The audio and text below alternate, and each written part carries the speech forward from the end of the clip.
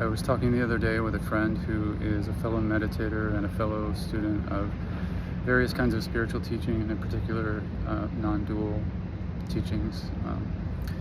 And he was asking some questions about a particular thing in his meditation practice.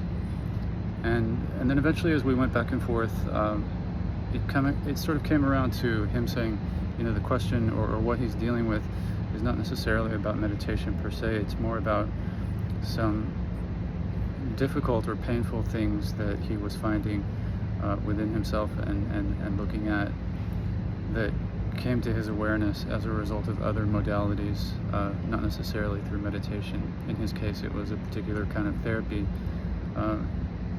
internal family systems therapy. And this made me really sit up and pay attention, because when someone talks about doing shadow work and really working with their own ego on the spiritual path, then I know that they're doing the real spiritual work. There is so much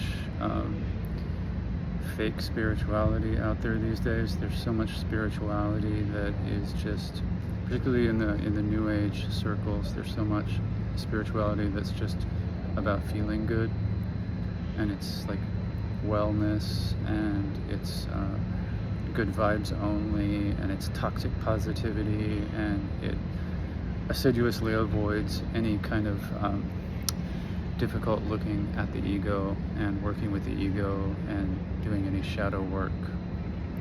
But since ancient times, spiritual masters have been telling us that in order to get to the other side, or to get to wherever the spiritual path is going, we have to pass through the dark night of the soul. And the spiritual masters also talk about the death of the ego, the dissolution of the ego that has to take place on the spiritual path. And modern psychology talks about shadow work, that in order to heal our psyche, we have to confront the hidden dark things within ourselves and bring them out into the light of awareness and process them and integrate them into the conscious mind. And all of these things are uncomfortable, and most people are not going to want to do them. They're just going to go for the easy, feel-good spirituality, the good vibes only, the toxic positivity, and they're never really going to go very deep. So it made me really happy when my friend brought that up, and I just wanted to share that with you. I hope that you, in your own path, are finding some way of looking at your own ego in a way that's not just about feeling good, but is actually working with your own demons, your own shadows, processing your inner material, bringing it into the light of awareness, and letting go of what needs to be let go of, transforming what needs to be transformed. And don't be afraid of shadow work. I have a lot of friends in the world of 12-step recovery, and that's an example of, when they go through the steps, there's a part of the step work in steps 4 and 5 in particular that's very much about shadow work.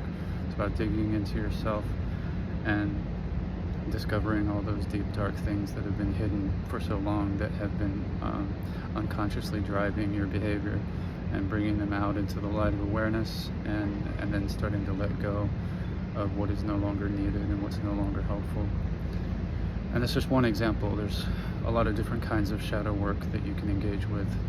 Like my friend that I was speaking with is doing a particular type of therapeutic work, internal family systems work. There's trauma therapy. There's a lot of different ways of doing shadow work, but some type of shadow work, I believe, is absolutely necessary on the spiritual path.